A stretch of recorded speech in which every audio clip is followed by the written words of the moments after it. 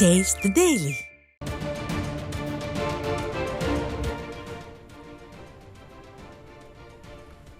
நேர்களே, அண்மை செய்தி. சென்னை நுங்கம்பாக்கத்தில் வடகிழக்கு பருவமழை தொடர்பாக இந்திய வானிலை ஆய்வு மைய தென்மண்டல தலைவர் அமுதா செய்தியாளர்களை சந்தித்து வருகிறார். அதன் நேரடி காட்சிகளை தற்போது பார்க்கலாம்.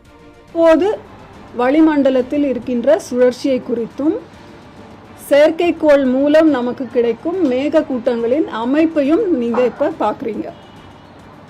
அதன்படி பார்த்தால் இன்று 19ஆம் தேதி அக்டோபர் தெற்கு கேரளா மற்றும் அதனை ஒட்டிய குமரிக்கடல் பகுதிகளில் ஒரு வளிமண்டல கீழடுக்கு சுழற்சி நிலவுகிறது.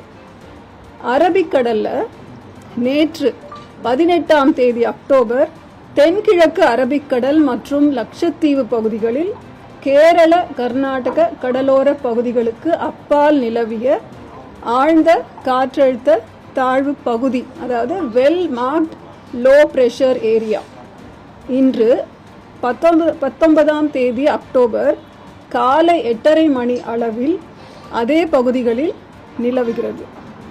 இது மேற்கு வடமேற்கு திசையில் நகர்ந்து அடுத்த 24 மணி நேரத்தில் காற்றழுத்த தாழ்வு மண்டலமாக வலுப்பெறக்கூடும். காற்றழுத்த தாழ்வு மண்டலம்ன்றது டிப்ரெஷன். வங்கக்கடல் பகுதி, தெற்கு அந்தமான் மற்றும் அதனை ஒட்டிய தென்கிழக்கு வங்கக்கடல் பகுதிகளில் ஒரு வளிமண்டல கீழடுக்கு சுழற்சி நிலவுகிறது.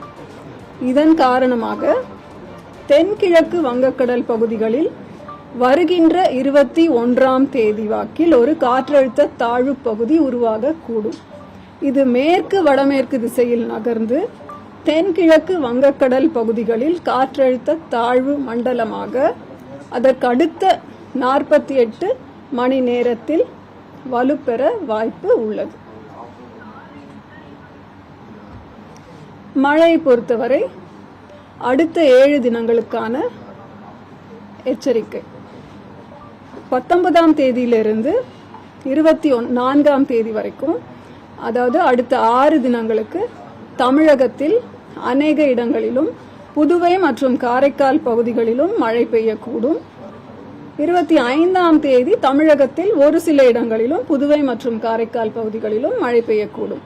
கனமழையை பொறுத்தவரை அடுத்த 4 நாட்களுக்கு 19லிருந்து 22 அக்டோபர் வரை தமிழகத்தில் ஓரிரு இடங்களிலும் புதுவை மற்றும் காரைக்கால் பகுதிகளிலும் கனமழை பெய்ய வாய்ப்புள்ளது. கனமுதல் மிக கனமழை எச்சரிக்கை பார்த்தீங்கன்னா அதற்கடுத்த 3 நாட்கள், அதாவது 23லிருந்து 25 அக்டோபர் தமிழகத்தில் ஓரிரு இடங்களிலும் புதுவை மற்றும் காரைக்கால் பகுதிகளிலும் கனமுதல் மிக கனமழை பெய்ய வாய்ப்புள்ளது. இது மாவட்ட வாரியா இன்றைக்கு இந்த அடுத்த 24 மணி நேரத்திலே எந்தெந்த மாவட்டங்களில் கனமழை பெய்ய வாய்ப்பு இருக்கு அப்படின்ற ஒரு பிக்சர் இது. 11 மாவட்டங்களுக்கு நாம கனமழை எச்சரிக்கை இன்றைக்கு தந்திருக்கிறோம். பொதுவா 20லேருந்து அந்த 24 வரை வட கடலோர மாவட்டங்கள் மற்றும் மேற்கு தொடர்ச்சி மலை மாவட்டங்கள் அதனை ஒட்டிய உள் மாவட்டங்கள்ல கனமழை பெய்யும் வாய்ப்பு உள்ளது. 23ஆம் தேதி, அதாவது இன்றிலிருந்து 5ஆம் நாள் பார்த்தீங்கன்னா ஒரு வட கடலோர மாவட்டங்கள் சென்னை, செங்கல்பட்டு, காஞ்சிபுரம், திருவள்ளூர், ராணிப்பேட், வெள்ளூருக்கு ஒரு மிக கனமழை எச்சரிக்கை கொடுத்துருக்கோம். இது அந்த லோ ப்ரெஷர் ஏரியா ஃபார்ம் ஆகிறத பொறுத்து கொஞ்சம் மாற்றம் இருக்கும். அடுத்து வரும் நாட்களில் நம்ம அப்டேட் தருவோம். அப்புறம் மீனவர்களுக்கான எச்சரிக்கை.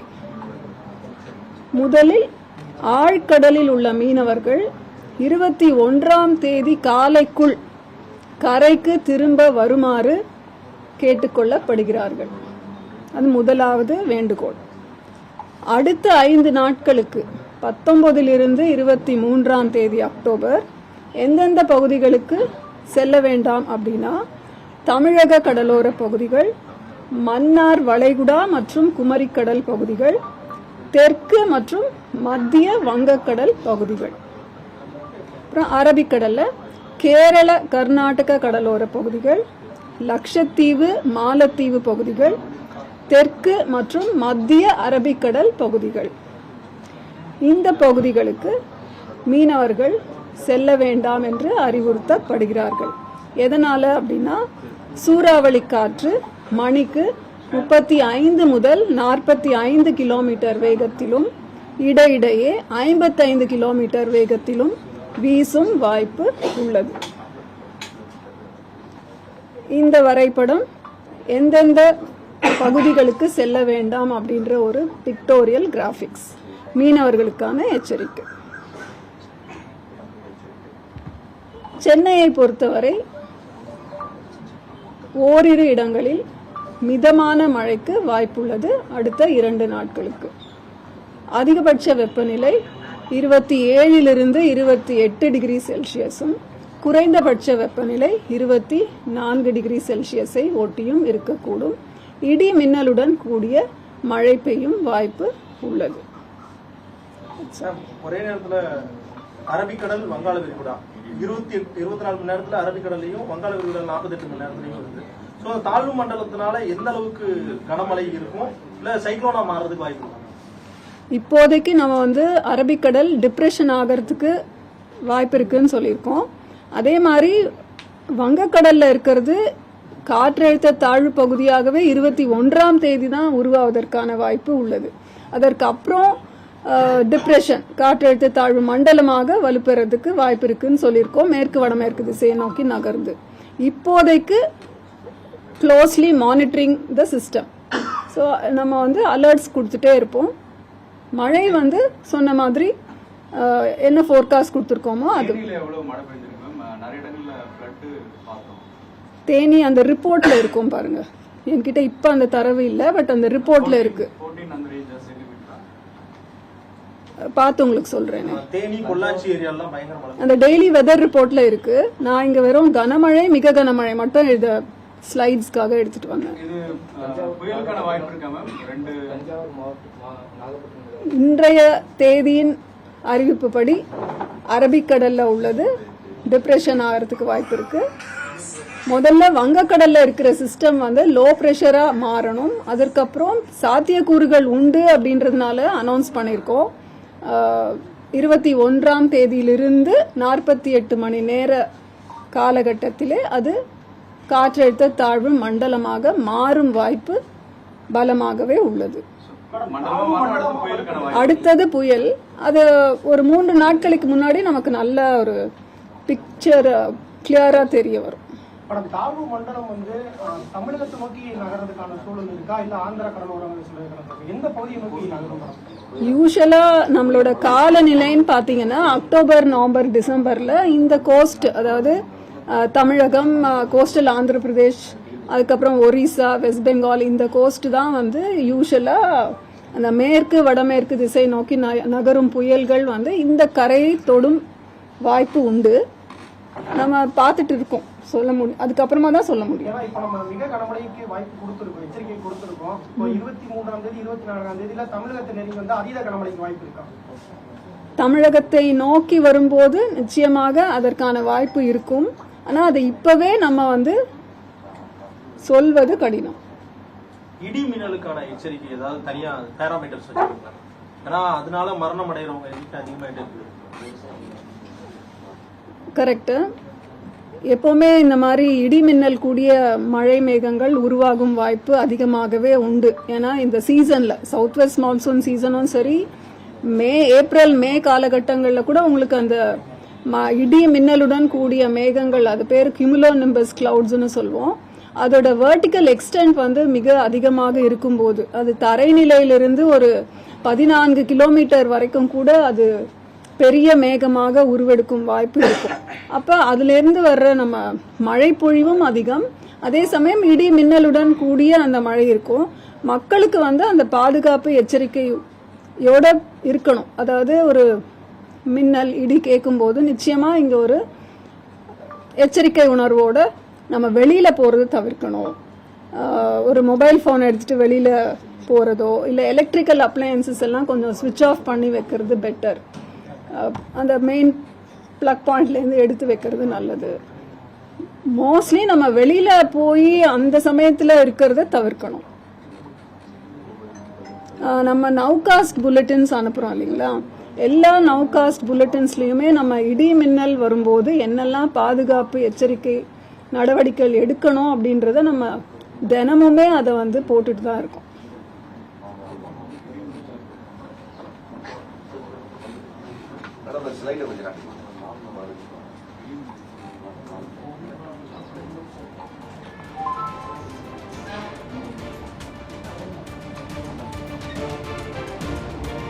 இன்னொரு இதுல இருந்து இல்லைங்களா, இந்த லோ ப்ரெஷர் ஏரியா அப்படின்றது இருக்கிறதுலே லோயஸ்ட் கேட்டகரி. அதுக்கப்புறம் வெல் மார்க்டு லோ, ஆழ்ந்த காற்றழுத்த தாழ்வு பகுதி. அதுக்கப்புறம் டிப்ரெஷன், அதுக்கப்புறம் டீப் டிப்ரெஷன், அதுக்கப்புறம் சைக்ளோனிக் ஸ்டார்ம், அதுக்கப்புறம் சிவியர் சைக்ளோனிக் ஸ்டார்ம். அது மாதிரி போயிட்டே இருக்கும். அதனால நம்ம இப்போதைக்கு டிப்ரெஷன் ஸ்டேஜ் வரைக்கும் சொல்லியிருக்கோம். மான்சூன் ஸ்டார்ட் ஆயிருக்கு, இதுவரையும் மழை பொழிவு இந்த மாதிரி இதுவரை தமிழகத்துக்கு வந்து 14 சென்டிமீட்டர் மழை அளவு வந்திருக்கு இன்றைய தேதி வரை. 1 அக்டோபர் ஸ்டார்ட் ஆனது. 1 காலநிலை பிரகாரம் வந்து நம்ம 1 அக்டோபரிலிருந்து 31 டிசம்பர் வரைக்குமான அந்த 3 மாத காலத்துல உங்களுக்கு எவ்வளவு மழை பொழிவு வருதோ அதை தான் வடகிழக்கு பருவமழை நாள் வரும் மழைன்னு எடுத்துக்கிறோம். ஸோ அப்படி பார்த்தா இன்றைக்கு வரைக்கும் நமக்கு வந்து 14 சென்டிமீட்டர் மழை அளவு கிடைச்சிருக்கு. தமிழகம் முழுவதும் எடுத்துக்கொண்டால் அது இயல்பை விட 58% அதிகமாக தான் இருக்கிறது இன்றைய தேதி வரைக்கும். இயல்பை விட 58% அதிகம் தமிழகம், புதுவை மற்றும் காரைக்கால் பகுதிகளுக்கு. 20%. அதுவும் நம்ம வெப்சைட்ல அப்லோட் பண்ணியிருக்கோம், அது நீங்க பாருங்க. 20%.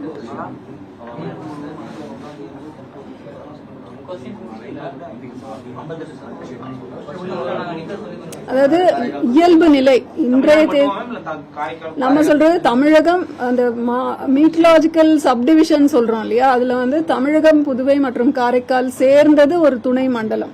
அதனால கணக்கிடும் போது அந்த 3ஐயுமே சேர்த்து தான் நம்ம கணக்கிடுவோம். 14ன்றது அந்த ஃபுல் ஏரியாக்கும் சேர்த்து.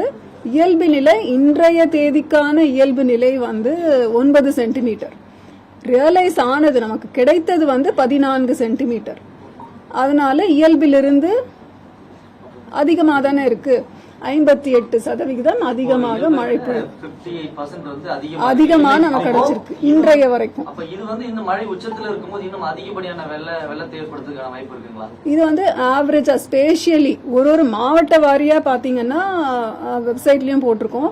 திருநெல்வேலியில மிக அதிகமாக இயல்பை விட 254% அதிகமா இருக்கு. அது பிரிண்ட் அவுட் எடுத்துட்டு வரல. அது மாவட்டம், ஆமா மாவட்டம் பாத்தீங்கன்னா திருநெல்வேலி மாவட்டம். இப்ப கேரளா ரீஜன் ஃபுல்லாவே நல்ல மழை பெஞ்சிட்டு இருக்கு. சோ அதோட தாக்கம் இப்போ ஏற்கனவே அரபிக்கடல்ல உருவாயிருக்கிற அந்த தாழ்வு மண்டலம், இது வெஸ்டர்ன் கோஸ்ட் ஏரியா பிளஸ் வந்து வெஸ்டர்ன் காட்ஸ் ஏரியா, இந்த பகுதியில எந்த அளவுக்கு மழை இருக்கு? எப்பவுமே இப்ப வந்து அரபிக்கடல்லையும் ஒரு சிஸ்டம் இருக்கு, வங்கக்கடல்லையும் ஒரு சிஸ்டம் இருக்கு, திருப்பி அந்த நடுவுல இருக்கிற ஏரியாலையும் ஒரு மேற்கு மற்றும் கிழக்கு திசை வேக மாறுபாடுனால ஒரு ட்ரஃப் இருக்கு. அது தவிர கோமோரன் ஏரியால ஒரு கீழடுக்கு சுழற்சி இருக்கு. இது எல்லாமே சேர்ந்த ஒரு இன்ட்ராக்ஷன்னால தான் நமக்கு வந்து கேரள மாநிலத்திலையும் கர்நாடகத்திலையும் மழை பெய்ஞ்சிட்டு இருக்கு.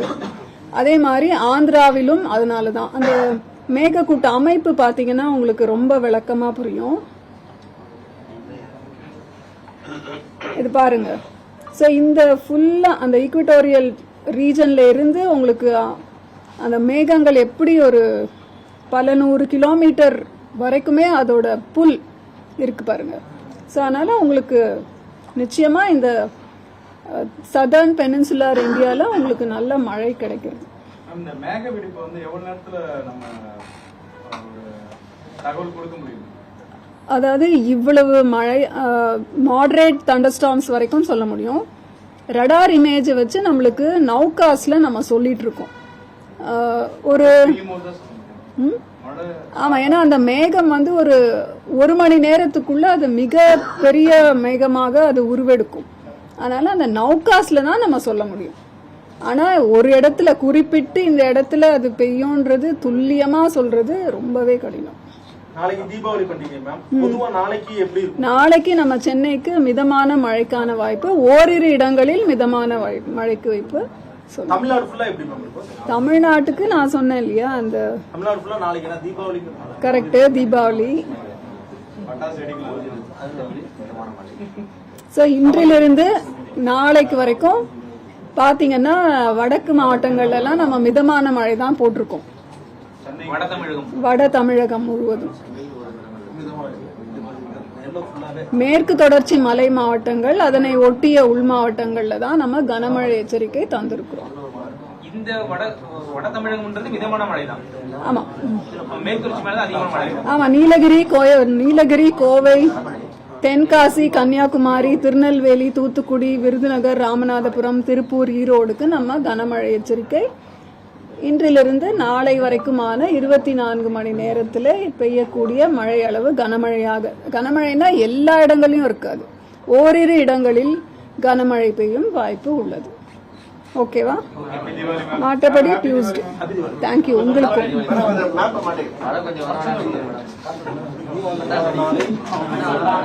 என்னமா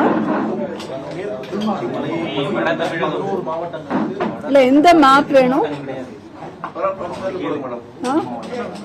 நாளைக்கு 11 டிஸ்ட்ரிக்ட்ஸ் மேடம். மேற்கு தொடர்ச்சி மலை என்ன மழை 11 டிஸ்ட்ரிக்ட்னா அது வந்து வட மாவட்டங்களா? இந்த படம் இந்த படம் நாளைக்கு இன்றிலிருந்து நாளை காலை 8:30 மணி வரை